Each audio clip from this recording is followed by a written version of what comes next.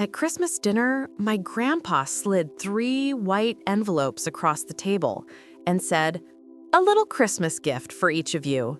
The silverware froze midair. My parents laughed, loud, performative, the kind that fills silence, because guilt can't. "It's just for show," my mom said, rolling her eyes. My dad joined in, like mocking him was a family sport. I didn't laugh. I just smiled, slipped mine into my coat pocket, and said nothing. They thought it was another one of his old man games. But the next morning, when the phone rang and the banker said, "Your deposit is cleared, Miss Hale," I realized he hadn't been joking at all. Before I tell you how that one call tore my family apart, tell me, where are you listening from? So I know I'm not the only one who's ever seen love turn fake over something that was never about money. My name is Amelia Hale, and that night wasn't the first time I'd seen my family laugh at something that mattered. My parents, Victor and Elaine, built their whole lives around looking perfect. They hosted charity brunches, posted smiling photos in front of their new cars, and said things like, "We've worked so hard for this life." What they never said was that most of it started with my grandfather, Edmund Hale, the man they loved to perform for, but secretly resented. Grandpa wasn't just rich, he was respected. Old school kind of rich. Investments, land, quiet money. The kind that didn't need to brag. He'd built everything himself and still wore the same leather watch from 40 years ago. He believed in effort, humility, and the value of silence. I think that's why he tolerated me more than them. I didn't take, I worked. I rented a 1-bedroom apartment in Portland and freelanced as an interior designer. No staff, no assistant, just me and my laptop. My parents thought that was failure. They called it humble, living in public.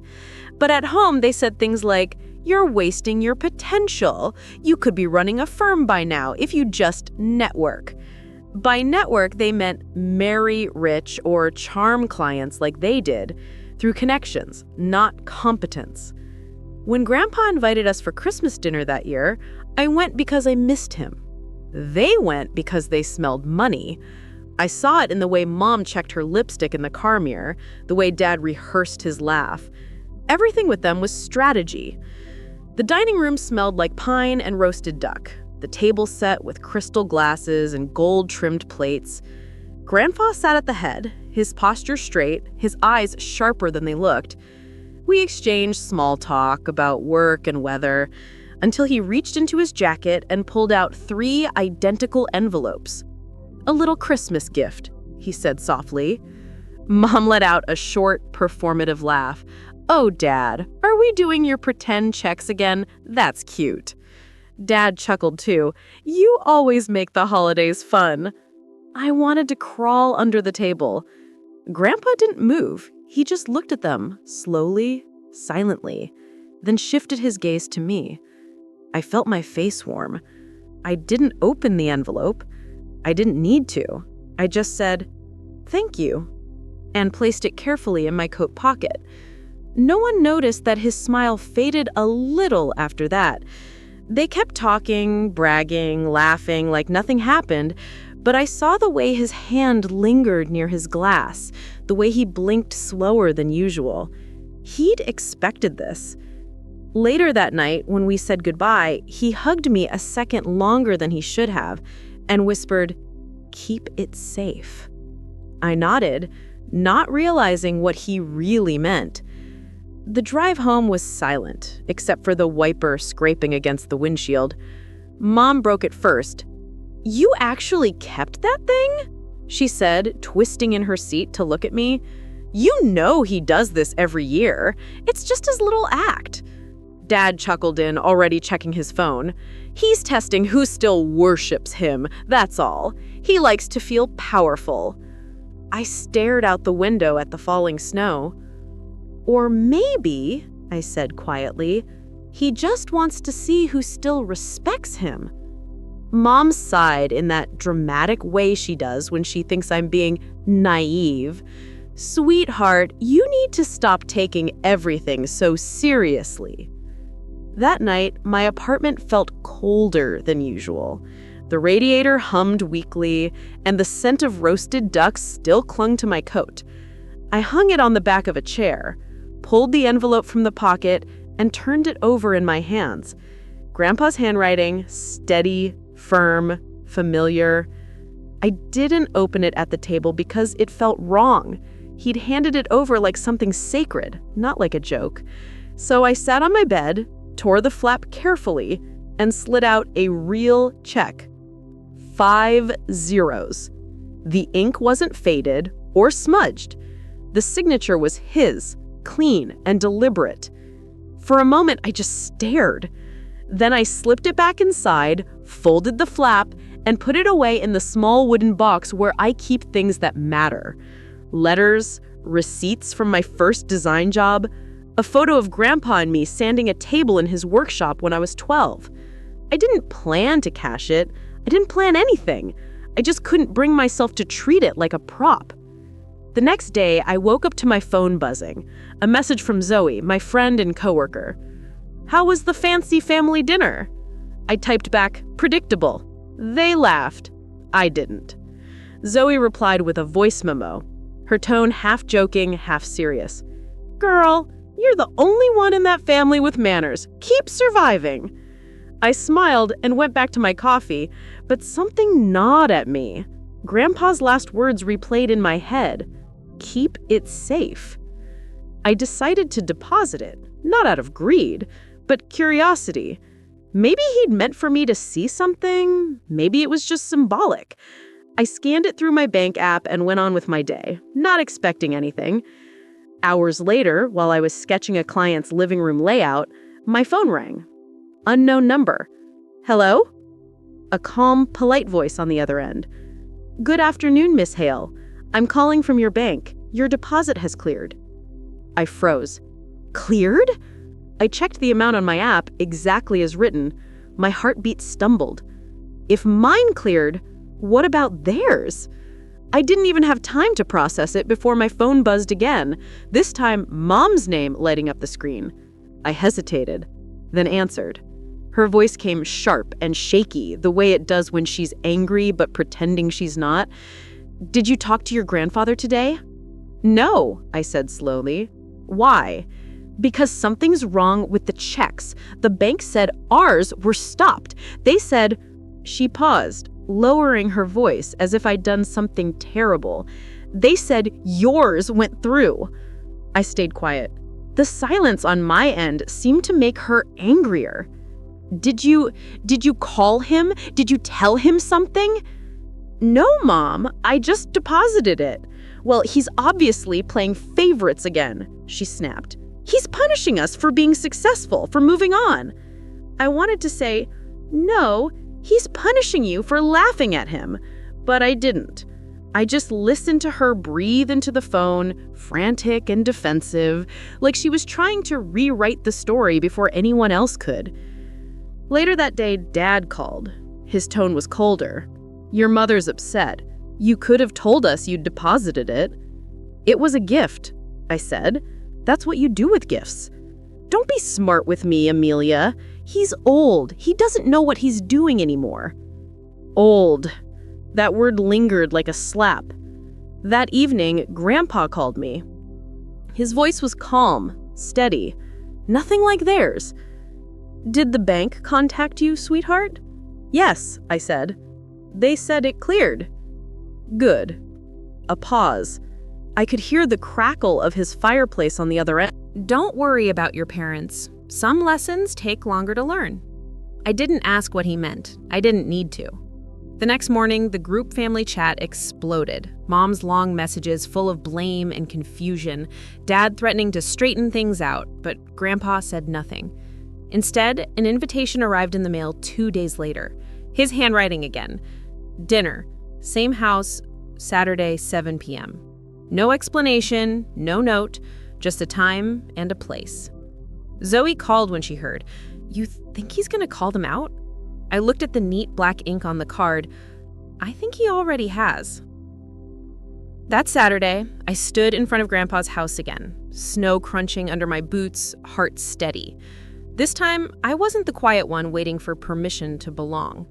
I was the only one who'd passed the test. Grandpa's house looked exactly the same as it had a week earlier. Warm light spilling from the windows, reeds on every door, a quiet hum of a fireplace inside. But the air was different, tighter. I could feel it before I even knocked. When I stepped into the dining room, the table was set the same way, 3 place settings, same gold rim plates, same silver serving tray, polished to a mirror. Except this time, the air between us was heavy. Mom sat stiffly, arms crossed, a smile glued on like cracked porcelain. Dad scrolled his phone but kept glancing toward the hallway, waiting for Grandpa to appear. The sound of slow footsteps made both of them look up. Grandpa entered calm and deliberate, carrying a thin stack of papers. He didn't greet us. He didn't even look angry, just resolved. "I won't keep you long," he said, placing the papers on the table. "You'll each find your names there. Bank statements printed this morning." Mom blinked fast. "Dad, this isn't funny. You humiliated us. The teller said you stopped our checks." He nodded once. "I did." Silence. "Why?" Dad demanded. "If this was some kind of test, it's cruel." Grandpa looked at me, then back at them. "Cruel would be letting you keep thinking respect is optional." Mom's voice wavered. "We didn't mean anything by it. We were just joking." "Joking," he cut in. "When you laughed at a gift I offered, you laughed at me. You laughed at the years that built it." She swallowed hard. "We thought—" "Exactly," he said. "You thought. She," he nodded toward me, "felt." The room went silent again. The fireplace popped in the corner, and for a moment it was the only sound. I didn't speak. I didn't need to. Dad pushed back in his chair. "This isn't fair. You know we've supported you too. You're overreacting." Grandpa raised an eyebrow. "Supported me? You've taken my money and called it independence. You've built an image, not a life." Mom burst out crying. Then the kind of cry that isn't sadness, it's fear. "You can't just cut us off like this." He leaned back in his chair. "I already have." Dad's face flushed. "You'll regret this." Grandpa's tone softened just slightly. "No, son, I regret raising a man who values appearance over honesty." He turned toward me. "Amelia." My heart jumped. "Yes, Grandpa?"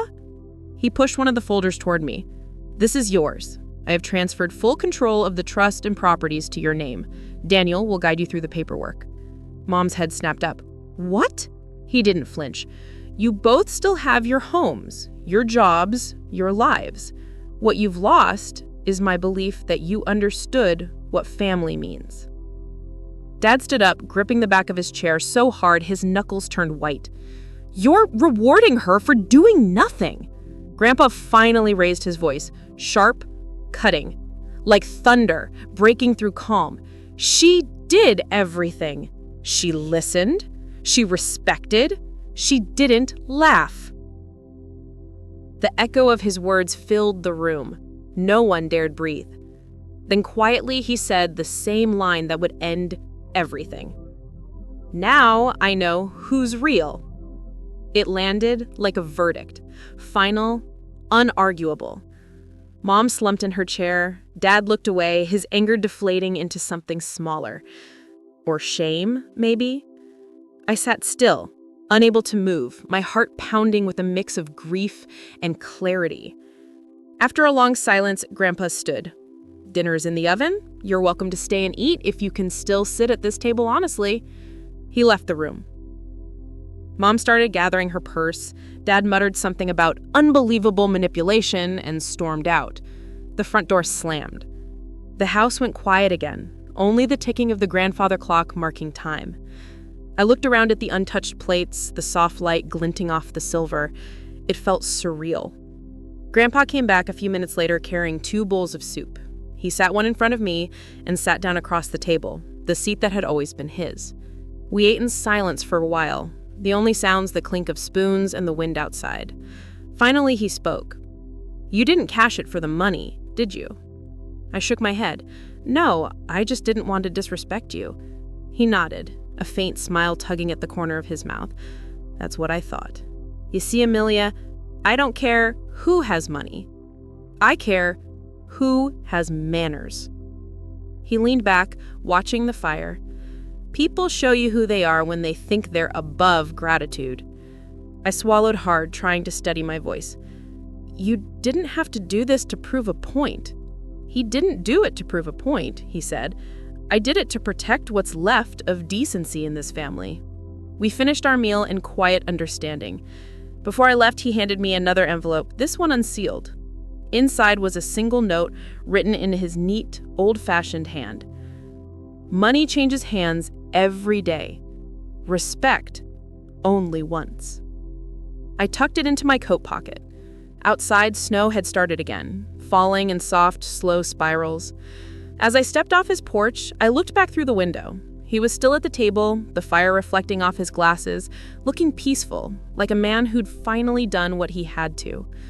I drove home without turning on the radio. The world outside was quiet, and for the first time in years, so was I. A week later, I sat across from Daniel Kerr, Grandpa's lawyer, in a quiet downtown office that smelled faintly of paper and cedar polish. He explained the transfer details carefully, sliding a few trust records across the desk. I barely looked at the numbers. They didn't matter. Mr. Hale asked me to make sure you understand this isn't a reward, Daniel said gently. It's a responsibility. I nodded. He already taught me that. Outside, through the frosted window, the city moved as if nothing had changed, but everything had. My parents hadn't called since that night. Mom sent one short text, "Hope you're happy." I didn't answer. There wasn't anything left to say. When I went to visit Grandpa again, he was in his study reading by the fire. The light caught the edges of his glasses when he looked up. I hope they're okay, I said. They will be, he replied. Sometimes truth has to sting before it heals. We didn't talk about the money. We talked about my work, my next project, his garden plans for spring. It felt like breathing again. Before I left, he handed me another envelope, this one unsealed. Inside was a single note written in his neat, old-fashioned hand. Money changes hands every day. Respect only once. I tucked it into my coat pocket. Outside, snow had started again, falling in soft, slow spirals. As I stepped off his porch, I looked back through the window. He was still at the table, the fire reflecting off his glasses, looking peaceful, like a man who'd finally done what he had to. I drove home without turning on the radio. The world outside was quiet, and for the first time in years, so was I. A week later, I sat across from Daniel Kerr, Grandpa's lawyer, in a quiet downtown office that smelled faintly of paper and cedar polish. He explained the transfer details carefully, sliding a few trust records across the desk. I barely looked at the numbers. They didn't matter. Mr. Hale asked me to make sure you understand this isn't a reward, Daniel said gently. It's a responsibility. I nodded. He already taught me that. Outside, through the frosted window, the city moved as if nothing had changed, but everything had. My parents hadn't called since that night. Mom sent one short text. Hope you're happy. I didn't answer. There wasn't anything left to say. When I went to visit Grandpa again, he was in his study reading by the fire. The light caught the edges of his glasses when he looked up. I hope they're okay, I said. They will be, he replied. Sometimes truth has to sting before it heals. We didn't talk about the money. We talked about my work, my next project, his garden plans for spring. It felt like breathing again. Before I left, he said one last thing, softly, almost to himself. A check is just paper, Amelia, until you decide what it's worth. I drove home in the fading light, his words looping in my head. The snow had melted on the streets, but something inside me had settled solid and calm, like respect, finally finding its rightful place. They thought the check was fake, but the only thing fake that night was their love. I didn't win anything. I just stopped losing myself, trying to earn their approval. Now, every time I pass the bank on my way to work, I think about that moment, the call, the silence, the truth that finally landed. Some lessons don't come wrapped in gifts. They come disguised as heartbreak, and they stay with you longer than money ever could. If you've ever learned what respect really costs, share this story and tell me, what would you have done?